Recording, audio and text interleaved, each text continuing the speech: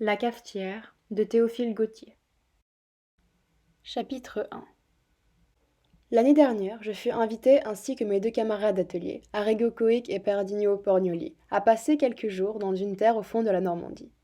Le temps qui à notre départ promettait d'être superbe s'avisa de changer tout à coup, et il tomba tant de pluie que les chemins creux où nous marchions étaient comme le lit d'un torrent.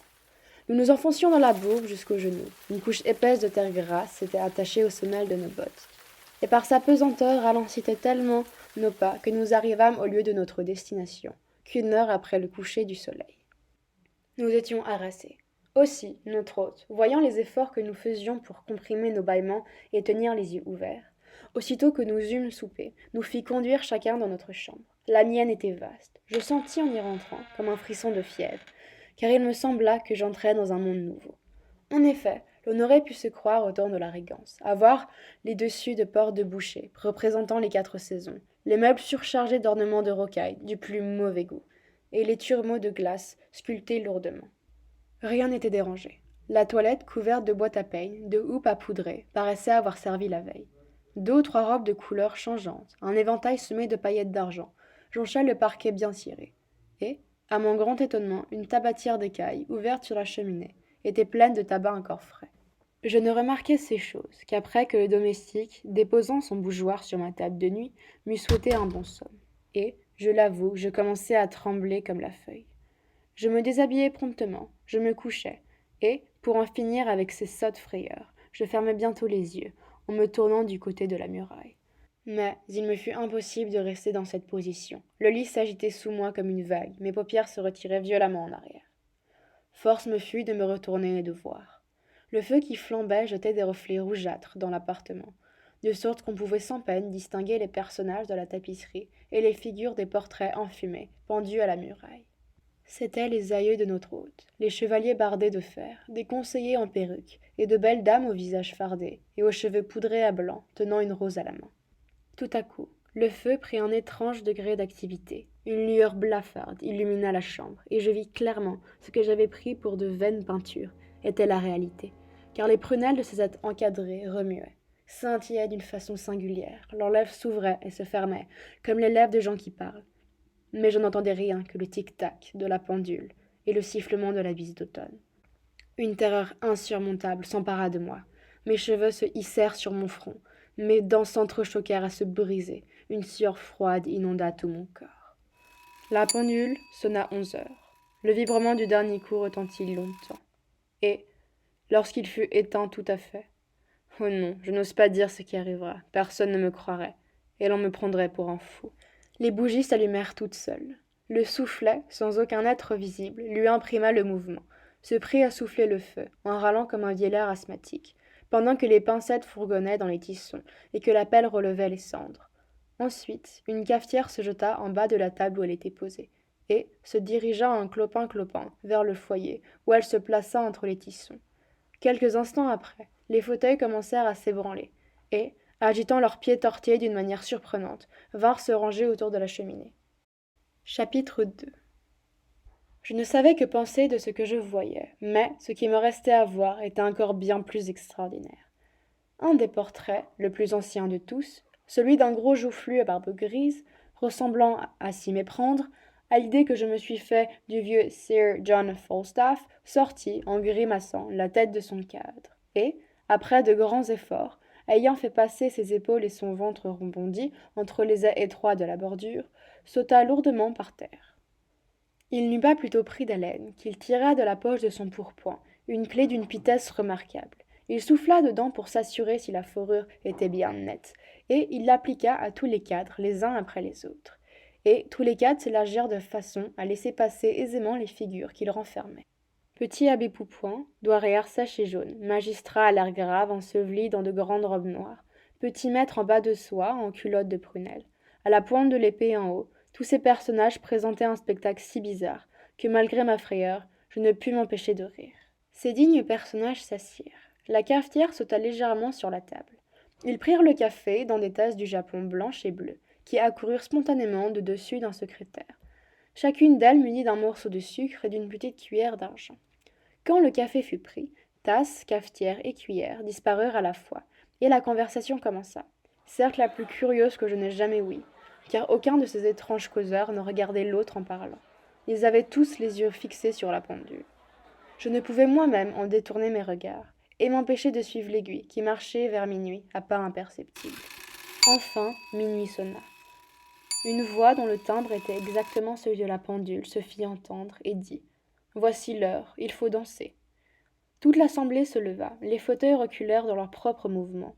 Alors chaque cavalier prit la main d'une dame et dit de la même voix « Allons, monsieur de l'orchestre, commencez ». J'ai oublié de dire que le sujet de la tapisserie était un concerto italien d'un côté et de l'autre, une chasse aux cerfs où plusieurs valets donnaient du corps. Les piqueurs et les musiciens, qui jusque-là n'avaient fait aucun geste, inclinèrent la tête en signe d'adhésion. Le maestro leva sa baguette, et une harmonie vive et dansante s'élança des deux bouts de la salle. On dansa d'abord le menuet. Mais les notes rapides de la partition exécutée par les musiciens s'accordaient mal avec ces graves révérences. Aussi, chaque couple de danseurs, au bout de quelques minutes, se mit à pirouetter comme une toupie d'Allemagne. Les robes de soie des femmes, froissées dans ce tourbillon dansant, rendaient des sons d'une nature particulière. On aurait dit le bruit des ailes d'un vol de pigeons. Le vent qui s'engouffrait par-dessus les gonflait prodigieusement, de sorte qu'elles avaient l'air de cloches en branle. L'archet des virtuoses passait si rapidement sur les cordes qu'il en jaillissait des étincelles électriques. Les doigts des flûteurs se haussaient et se baissaient comme ils eussent été de vif argent. Les joues des piqueurs étaient enflées comme des ballons, et tout cela formait un déluge de notes de tré, si pressées, et de graves ascendantes et descendantes, si entortillées, si inconcevables, que les démons eux-mêmes n'auraient pas pu 2 minutes suivre une pareille mesure. Aussi, c'était pitié de voir tous les efforts de ces danseurs pour rattraper la cadence.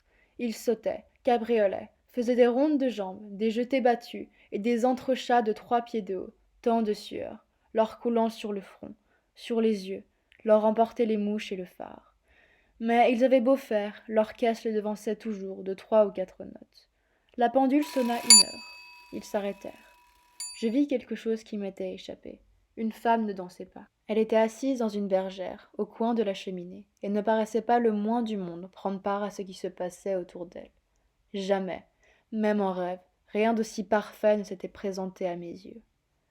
Une peau d'une blancheur éblouissante, des cheveux d'un blond cendré, de longs cils et des prunelles bleues, si claires et si transparentes, que je voyais son âme à travers aussi distinctement qu'un caillou au fond d'un ruisseau. Et je sentais que si jamais il m'arrivait d'aimer quelqu'un, ce serait elle. Je me précipitai hors du lit, d'où, jusque-là, je n'avais pas pu bouger. Et je me dirigeai vers elle, conduit par quelque chose qui agissait en moi, sans que je puisse m'en rendre compte. Et je me trouvai à ses genoux, une de ses mains dans les miennes, causant avec elle, comme si je l'eus connue depuis 20 ans. Mais, par un prodige bien étrange, tout en lui parlant, je remarquai d'une oscillation de tête, la musique n'avait pas cessé de jouer. Et, quoique je fus au comble du bonheur d'entretenir une aussi belle personne, les pieds me brûlaient de danser avec elle. Cependant, je n'osai lui en faire la proposition. Il paraît qu'elle comprit ce que je voulais, car, levant vers le cadran de l'horloge la main que je ne tenais pas, « Quand l'aiguille sera là, nous verrons, mon cher Théodore. » Je ne sais comment cela se fit. Je fus nullement surpris d'entendre ainsi appelé par mon nom, et nous continuâmes à causer. Enfin, l'heure indiqua sonna. La voix au timbre d'argent vibra encore dans la chambre et dit « Angela, vous pouvez danser avec monsieur, si cela vous fait plaisir. Mais vous savez ce qu'il en résultera. » « N'importe, répondit Angela d'un ton boudeur. Et elle passa son bras d'ivoire autour de mon cou. Prestissimo, cria la voix, et nous commençâmes à valser. Le sein de la jeune fille touchait ma poitrine. Sa joue veloutée effleurait la mienne, et son haleine suave flottait sur ma bouche. Jamais de la vie je n'avais éprouvé une pareille émotion. Mes nerfs tressaillaient comme des ressorts d'acier. Mon sang coulait dans mes artères en torrent de lave, et j'entendais battre mon cœur comme une montre accrochée à mes oreilles. Pourtant, cet état n'avait rien de pénible. J'étais inondée d'une joie infable, et j'aurais pu toujours voulu demeurer ainsi. Et, chose remarquable, quoique l'orchestre triplait de vitesse, nous n'avions besoin de faire aucun effort pour le suivre. Les assistants, émerveillés de notre agilité, criaient bravo, et frappaient de toute leur force dans leurs mains qui ne rendaient aucun son. Angela, qui juste alors avait valsé avec une énergie et une justesse surprenantes, parut tout à coup se fatiguer. Elle pesait sur mon épaule, comme si les jambes lui manquaient. Ses petits pieds, qui 1 minute auparavant effleurait le plancher, ne s'en détachait que lentement, comme s'il eût été chargé d'une masse de plomb. Angela, vous êtes lasse, lui dis-je. Reposons-nous. Je veux bien, répondit-elle en s'essuyant le front avec un mouchoir. Mais pendant que nous valsions, ils se sont tous assis. Il n'y a plus qu'un fauteuil, et nous sommes deux. Qu'est-ce que cela fait, mon bel ange? Je vous prendrai sur mes genoux. Chapitre 3. Sans faire la moindre objection, Angela s'assit, m'entourant de ses bras, comme d'une écharpe blanche, cachant sa tête dans mon sein pour se réchauffer un peu, car elle était devenue froide, comme un marbre. Je ne sais pas combien de temps nous restâmes dans cette position, car tous mes sens étaient absorbés dans la contemplation de cette mystérieuse et fantastique créature. Je n'avais plus aucune idée de l'heure, ni du lieu. Le monde réel n'existait plus pour moi, et tous les liens qui m'y attachaient étaient rompus. Mon âme, dégagée de sa prison debout, nageait dans le vague et l'infini. Je comprenais ce que nul homme ne peut comprendre. Les pensées d'Angela se révélaient à moi, sans qu'elle eût besoin de parler, car son âme brillait dans son corps, comme une lampe d'albâtre, et les rayons partis de sa poitrine perçaient la mienne de part en part. L'alouette chanta, une lueur pâle se joua sur les rideaux. Aussitôt qu'Angela aperçut, elle se leva précipitamment, me fit un geste d'adieu, et, après quelques pas, poussa un cri et tomba de sa hauteur. Saisi d'effroi, je m'élançai pour la relever. Mon sang se fige, rien que d'y penser. Je ne trouvais rien que la cafetière, brisée en 1000 morceaux. À cette vue, persuadé que j'avais été le jouet de quelques illusions diaboliques, une telle frayeur s'empara de moi que je m'évanouis. Chapitre 4. Lorsque je repris connaissance, j'étais dans mon lit. Arrigo Cohic et Perdigno Borgnoli se tenaient debout à mon chevet. Aussitôt que j'eus ouvert les yeux, Arrigo s'écria. « Ah, ce n'est pas dommage! Voilà bientôt 1 heure que je te frotte les tempes avec de l'eau de Cologne. Que diable as-tu fait cette nuit? Ce matin, voyant que tu ne descendais pas, je suis entré dans ta chambre, et je t'ai trouvé tout du long, étendu par terre, en habit à la française, serrant dans tes bras un morceau de porcelaine brisé, comme si tu étais une jeune et jolie fille. Pardieu, c'est l'habit de noces de mon grand-père, dit l'autre en soulevant une des basques de soie fond rose à ramage vert. Voilà les boutons de strass et de filigrane qu'il nous vantait tant. Théodore leur a trouvé dans quelque coin et leur a mis pour s'amuser. Mais à propos, de quoi t'es-tu trouvé mal? Ajoutait Borgnoli. Cela est bon pour une petite maîtresse qui a les épaules blanches, on la délace, on lui ôte ses colliers, son écharpe, et c'est une belle occasion de faire des minauderies. Ce n'est qu'une faiblesse qui m'a pris. Je suis sujet à cela, répondis-je sèchement. Je me levai, me dépouillai de mon ridicule accoutrement. Et puis l'on déjeuna. Mes 3 camarades mangèrent beaucoup, et burent encore plus. Moi, je ne mangeais presque pas. Le souvenir de ce qui s'était passé me causait d'étranges distractions. Le déjeuner fini, comme il pleuvait à verse, il n'eut pas moyen de sortir. Chacun s'occupa comme il put. Borgnoli tambourina des marches guerrières sur les vitres. Arrigo et l'autre firent une partie de dames. Moi, je tirai de mon album un carré de vélin, et je me mis à dessiner. Les linéaments presque imperceptibles tracés par mon crayon, sans que j'y eusse songé le moins du monde, se trouvèrent à représenter, avec la plus merveilleuse exactitude, la cafetière qui avait joué un rôle si important dans les scènes de la nuit. C'est étonnant comme cette être ressemble à ma sœur, dit l'autre qui, ayant terminé sa partie, me regardait travailler par-dessus mon épaule. En effet, ce qui m'avait semblé tout à l'heure une cafetière était bien réellement le profil, doux et mélancolique d'Angela. De par tous les saints du paradis! Est-elle morte ou vivante? M'écriai-je d'un ton de voix tremblant, comme si ma vie eût dépendu de sa réponse. Elle est morte il y a 2 ans, d'une fluxion de la poitrine à la suite d'un bal. Hélas, répondis-je douloureusement. Et, retenant une larme qui était près de tomber, je replaçai le papier dans l'album. Je venais de comprendre qu'il n'y avait plus pour moi de bonheur sur la terre.